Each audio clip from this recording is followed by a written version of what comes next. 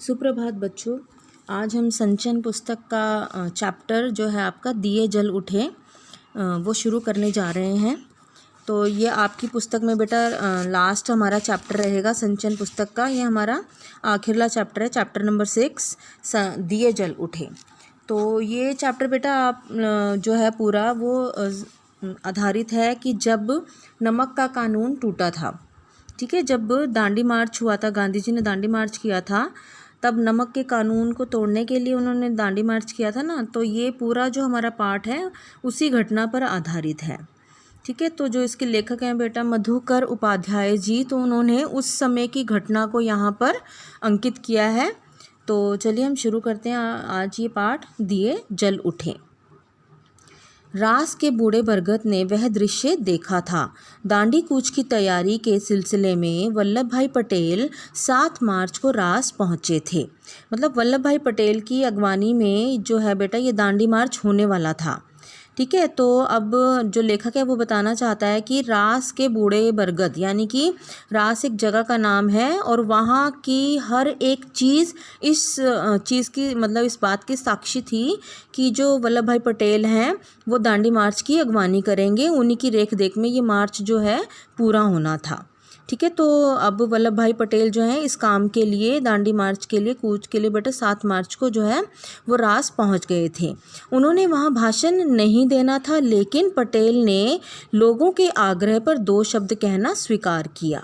तो क्योंकि बहुत सारे लोग इकट्ठे हो गए थे वहाँ पर, क्योंकि सभी ने गांधी जी के साथ उस दांडी मार्च में भाग लेना था, उनके साथ जाकर उन्होंने वहाँ पर ये नमक का कानून जो है वो तोड़ना था। और इसकी अगुवाई कौन करने वाला था? वल्लभ भाई पटेल।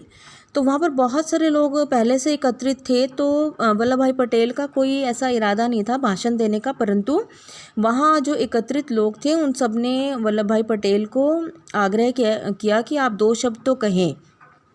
तो उन्होंने कहा, भाइयों और बहनों, क्या आप सत्याग्रह के लिए तैयार हैं? उन्होंने वहाँ मौजूद लोगों से पूछा। तो इसी बीच मजिस्ट्रेट ने निषेधाज्ञा लागू कर दी।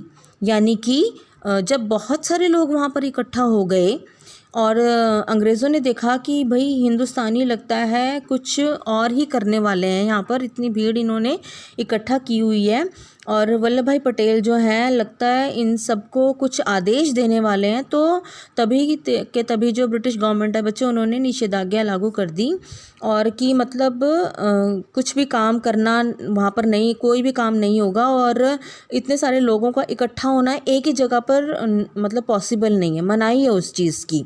ठीक है, तो अभी उनको रोक दिया गया बिल्कुल कि आप यहाँ से आगे कुछ भी काम नहीं कर सकते। ठीक है, जो आप करने जा रहे थे उसको वहीं पे रोका जाए। निषेधाज्ञा मतलब कि मनाही का आदेश आ गया कि अब कोई काम नहीं होने वाला। आप जिस चीज़ का प्लान कर रहे थे वो प्लान अब एग्जीक्यूट नहीं होगा। आपने जो करना था वो कर लिया। भाषण अभी देने ही लगे थे, सिर्फ एक ही क्वेश्चन पूछा था वल्लभ भाई पटेल ने कि भाइयों और बहनों, क्या आप सत्याग्रह के लिए तैयार हैं? सिर्फ एक ही क्वेश्चन पूछा था, तभी ब्रिटिश गवर्नमेंट के लोगों ने आकर उनको वहाँ पर रोक दिया कि बस अब बहुत हो गया, अब आप इससे आगे कोई भी योजना को लागू नहीं कर सकते। और क्या किया उन्होंने? वहाँ पर जो है वल्लभ भाई पटेल को गिरफ्तार कर लिया। तो ये जो गिरफ्तारी थी स्थानीय कलेक्टर शिडली के आदेश पर हुई थी, जिसे पटेल ने पिछले आंदोलन के समय अहमदाबाद से भगा दिया था। ऑब्वियसली बच्चे की कहीं ना कहीं जब कोई किसी का ऑर्डर नहीं माना जाता तो वो कहीं ना कहीं या किसी न किसी तरीके से अपनी जो है खुंदक या गुस्सा वो निकाल लेता है। ठीक है, तो शिडली ने भी यही काम किया, उसने वल्लभ भाई पटेल को जो है गिरफ्तार करवा दिया। तो वल्लभ भाई को पुलिस पहरे में बोरसद की अदालत में लाया गया, जहां उन्होंने अपना अपराध कबूल कर लिया। अपराध क्या था कि वो दांडी कूच की अगुवाई करने वाले थे, गांधी जी के साथ चलने वाले थे। वो उनका अपराध सिर्फ इतना था कि वो भारत की जनता के लिए कुछ एक सख्त कदम उठाने वाले थे, एक अहम कदम उठाने वाले थे। ठीक है, क्योंकि देखा जाए तो अंग्रेज़ क्या करते थे बेटा, हमारे ही देश का समंदर, हमारे ही देश के समंदर का पानी, उससे बनाया नमक और गवर्नमेंट क्या करती थी कि उस पर अपना कब्जा था उनका, वो अपने हिसाब से नमक बनाकर अपने ही रेट पर बेचती थी, वो भी किसको, हिंदुस्तानियों को, है ना। तो फिर तब गांधी जी ने बोला था कि भाई हमारे ही देश का सामान इस्तेमाल किया जा रहा है और हमें ही बेचा जा रहा है और अपने ही दामों पर। तो गांधी जी ने कहा था ये तो हम नहीं होने देंगे। तो उन्होंने इसलिए कहा था कि हम नमक का कानून तोड़ेंगे, और ये दांडी मार्च जो है उसी के लिए किया जाने वाला था। तो वल्लभ भाई पटेल ने जो है अपना अपराध कबूल कर लिया कि भाई मैं वाकई गांधी जी का साथ देने, झूठ तो वो बोलते नहीं थे, कि मैं वाकई गांधी जी का साथ देने वाला था दांडी मार्च के लिए। तो जज को समझ में नहीं आ रहा था कि वह उसे किस धारा के तहत और कितनी सज़ा दें। अब जज भी क्या करेगा, उसको मतलब अभी तो कुछ किया ही नहीं था, अभी तो सिर्फ वहाँ पर वल्लभ भाई पटेल गए ही थे, ठीक है, अभी तो कोई एक्शन भी नहीं लिया था, लेकिन उनको फिर भी गिरफ्तार कर लिया गया। और जज भी सोचने लगा कि गिरफ्तार तो कर लिया, लेकिन धारा कौन सी लगाऊं और कितनी सज़ा दूं, मतलब क्योंकि जब कुछ किया ही नहीं था। तो अब ये समझ लीजिए कि एक निर्दोष व्यक्ति को अगर आप पकड़ कर ले जाते हैं और उस पर कोई इल्ज़ाम लगाना है, फिर उसको सज़ा भी देनी है, तो इसमें तो हिचकिचाहट होगी ही। और जज को भी वही हिचकिचाहट जो है महसूस हुई कि मैं क्या करूँ, कौन सी धारा लगाऊँ और कितनी सज़ा दूँ। 8 लाइन का अपना फैसला लिखने में उसे 1.5 घंटा लगा। पटेल को 500 रुपये जुर्माने के साथ 3 महीने की जेल हुई। इसके लिए उन्हें अहमदाबाद में साबरमती जेल ले जाया गया। साबरमती आश्रम में गांधी जी को पटेल की गिरफ्तारी, उनकी सज़ा और उन्हें साबरमती जेल ले जाने की सूचना दी गई। गांधी इस गिरफ्तारी से बहुत ज़्यादा क्षुब्ध थे, ठीक है, क्षुब्ध मतलब कि बहुत बेचैन हो गए कि भाई हमारा जो अहम साथी है वो तो पकड़ा ही गया। अब जो हमने प्लान कर रखा था, हमने जो योजना बनाई थी दांडी कूच की, अब वो कैसे एग्जीक्यूट होगा, कैसे उस प्लान को हम अंजाम देंगे, उस योजना को कैसे पूरा करेंगे। तो गांधी जी इस बात को, इस खबर को सुनकर कि वल्लभ भाई की गिरफ्तारी हो चुकी है और उन्हें सज़ा भी हो गई है, बहुत बेचैन हो गए, मतलब उनका मन बहुत अशांत हो गया। उन्होंने कहा कि अब दांडी कूच की तारीख बदल सकती है, वह अपने अभियान पर 12 मार्च से पहले ही रवाना हो सकते हैं। मतलब कि गांधी जी ने अपने जो उनके साथी थे उनको बोला कि भाई अब लगता है दांडी कूच की जो तारीख है वो बदलनी पड़ेगी, और अब क्योंकि वल्लभ भाई पटेल साथ में नहीं होंगे तो अब हमें थोड़ा बहुत हेर फेर करना पड़ेगा योजना में, और अपने अभियान पर 12 मार्च से पहले ही रवाना होना पड़ेगा। मतलब कि कहीं अभी तो वल्लभ भाई पटेल को पकड़ा है, उनको सज़ा दी है, कहीं हम तक अगर सरकार पहुंच गई तो हम ये अपना काम कर ही नहीं पाएंगे। तो हमें निर्धारित समय से पहले ही इस काम को अंजाम देना पड़ेगा। तो गांधी जी अभी इसी कश्मकश में हैं और अभी सोच रहे हैं कि क्या किया जाए और क्या ना किया जाए। और सब आदमी जो है आश्रम के वो हिसाब लगा रहे थे कि मोटर कार से बोरसद से साबरमती जेल पहुंचने में कितना समय लगेगा। जेल का रास्ता आश्रम के सामने से होकर ही जाता था और आश्रम वासी जो है वो पटेल की एक झलक पाना चाहते थे। ठीक है, समय का अनुमान लगाकर गांधी स्वयं आश्रम से बाहर निकल आए। तो सभी लोग अभी इस बारे में अभी डिस्कशन कर रहे थे, चर्चा कर रहे थे कि भाई वल्लभ भाई पटेल को अब जेल ले जाया जाएगा तो वो इसी रास्ते से ले जाएंगे, आश्रम वाले रास्ते से, तो वो यहाँ से अभी इसका मतलब गुजरेंगे। तो सब लोग क्या है कि सड़कों पर आ गए देखने के लिए वल्लभ भाई पटेल को, और उन्होंने सोचा कि भाई सरकारी गाड़ी है तो शायद हो सकता है वो रुके भी ना, तो कोई बात नहीं, चलते चलते उनकी झलक ले ली जाएगी। तो सभी लोग जो हैं वहाँ पर आगे समय का अंदाज़ा लगाकर कि इस समय यहाँ से मोटर गाड़ी क्रॉस करेगी, और गांधी जी भी जो हैं वो स्वयं आश्रम से बाहर आए। तो पीछे पीछे सब आश्रमवासी आकर सड़क के किनारे खड़े हो गए। लोगों का ख्याल था कि पटेल को गिरफ्तार करके ले जाने वाली मोटर वहाँ किसी हाल में नहीं रुकेगी, लेकिन मोटर रुकी। लगता है पटेल का रौब ही था कि पुलिस वालों को मोटर रोकनी पड़ी। गांधी और पटेल सड़क पर ही मिले, एक संक्षिप्त मुलाकात, ठीक है, छोटी सी मुलाकात। पटेल ने कार में बैठते हुए आश्रमवासियों और गांधी से कहा, मैं चलता हूँ, अब आपकी बारी है।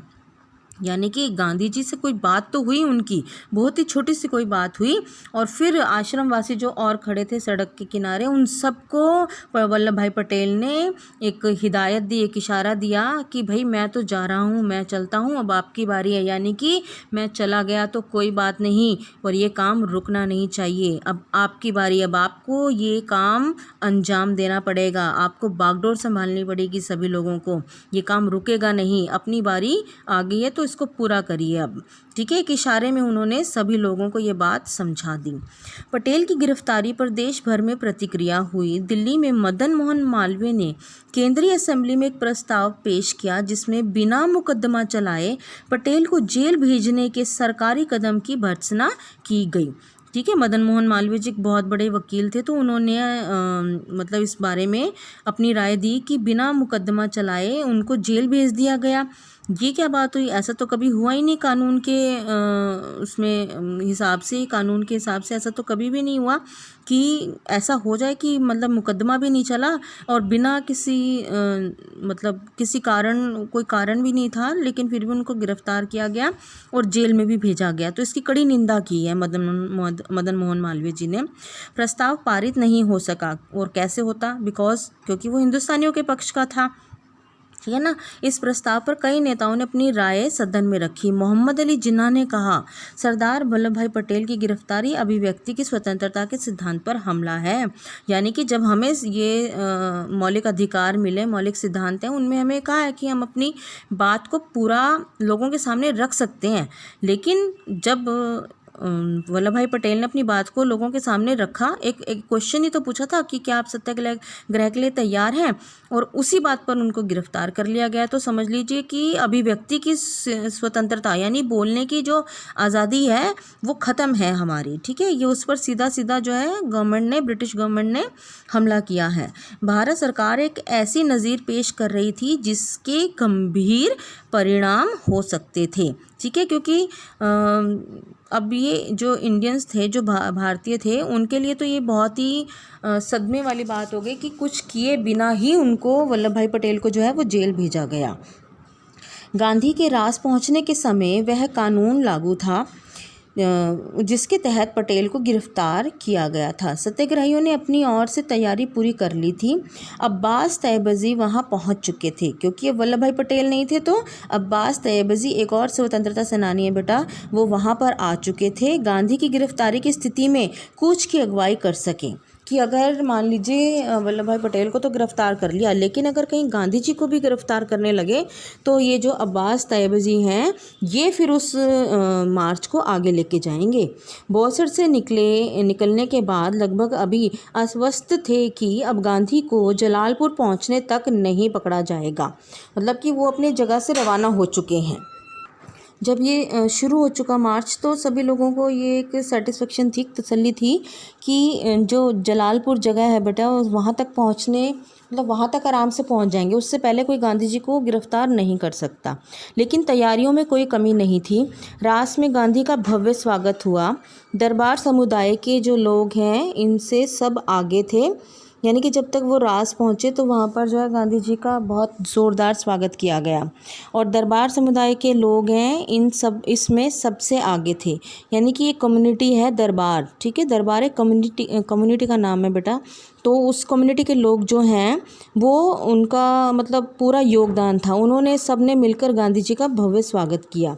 दरबार गोपाल दास और रविशंकर महाराज वहाँ मौजूद थे। गांधी ने अपने भाषण में दरबारों का खास तौर पर उल्लेख किया। कुछ दरबार रास में भी रहते थे, पर उनकी मुख्य बस्ती कनकापुर और उससे सटे गांव देवण में है। तो गांधी जी तो पहले से ही जैसे रास में मतलब और भी जो दरबार समुदाय के लोग रहते थे उन्हें जानते थे कि ये आओ भगत में जो है सबसे आगे हैं, मतलब कि अगर किसी की मेहमान नवाजी करवानी है तो हमें दरबारों से जो है वो सीखना पड़ेगा। दरबार कम्युनिटी के जो लोग हैं उनसे सीखना पड़ेगा कि कैसे किसी की आओ भगत की जा सकती है। तो चैप्टर में जो है पाठ में बताया गया बेटा कि जो कुछ दरबार तो है वो रास में रहते थे जिन्हें गांधी जी जानते थे, और कुछ दरबार जो है उनकी मुख्य बस्ती कनकापुर में थी, और उससे सटे जो एक और गांव है देवण वहाँ पर थी। तो अभी हम इस चैप्टर को यहीं तक पढ़ते हैं। तो अभी हमने सिर्फ देखा कि गांधी जी ने क्या है कि जो दांडी मार्च है वो शुरू कर दिया है। ठीक है, क्योंकि अब वो वल्लभ भाई पटेल तो अपन जेल चले गए हैं, लेकिन गांधी जी इस काम को रोक भी नहीं सकते थे, तो उन्होंने क्या किया कि इसको शुरू कर दिया अपनी जगह से। ये लोग चल चुके हैं सभी साथियों के साथ, और अब ये धीरे धीरे जो है जलालपुर पहुंच गए। उसके बाद अभी ये लोग दरबारों की बस्ती के आसपास आ चुके हैं, और फिर अब हम अगले जो है बेटा अगले भाग में देखेंगे कि गांधी जी किस प्रकार अपने जो ये दांडी मार्च है इसको पूरा करते हैं। धन्यवाद।